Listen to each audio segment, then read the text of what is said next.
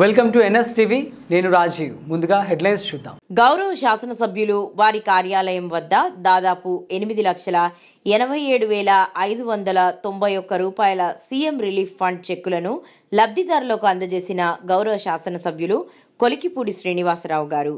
అనంతరం శాసనసభ్యులు వారు మాట్లాడుతూ ఆర్థిక స్తోమత సరిగా లేని నిరుపేద కుటుంబాలు ఆసుపత్రి ఖర్చుల కోసం లక్షల రూపాయలు అప్పులు చేసి డబ్బులు ఖర్చు పెడుతూ అప్పులు పాలైపోతున్న గత 5 సంవత్సరాలు కనీసం పట్టించుకోని ప్రభుత్వం జగన్మోహన్ రెడ్డి ప్రభుత్వం అని అన్నారు. పేద మధ్యతరగతి కుటుంబాలు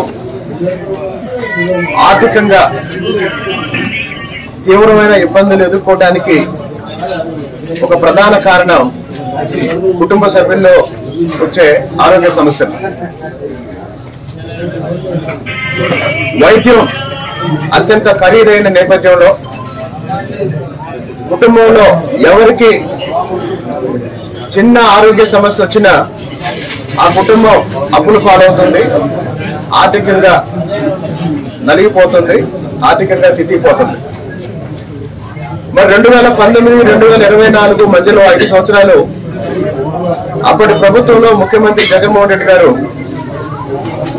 ముఖ్యమంత్రి సహాయ నిధి నుంచి 1 రూపాయి కూడా ఎవరికి వైద్యం నిమిత్తం సహాయం చేయలేదు. కానీ గత 6 నెలలుగా కూటమి ప్రభుత్వం కొన్ని వందల కోట్ల రూపాయలు, వేల కోట్ల రూపాయలు పేద మధ్యతరగతి వైద్యం కోసం ముఖ్యమంత్రి సహాయ నిధి రూపంలో సహాయం చేయడం జరుగుతుంది. మీలో 2,07,000 వచ్చింది ఎవరికన్నా? నందిగం సుజాత.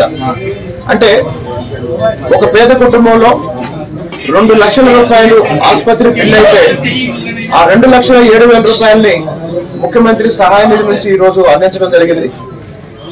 కాబట్టి విద్య మీద, వైద్యం మీద ఈ ప్రభుత్వం పూర్తి స్థాయిలో దృష్టి సారించి పనిచేస్తున్న విషయం గత 6 నెలలుగా మీరందరూ చూస్తున్నారు. భవిష్యత్తులో కూడా విద్యా వైద్యం మీద ఇదే స్థాయిలో అందరికీ సహాయం చేసే విధంగా ఈ కూటమి ప్రభుత్వం చంద్రబాబు నాయుడు గారి నాయకత్వంలో పనిచేస్తుందని ఈ సందర్భంగా ఇంకోసారి తెలియజేస్తాను.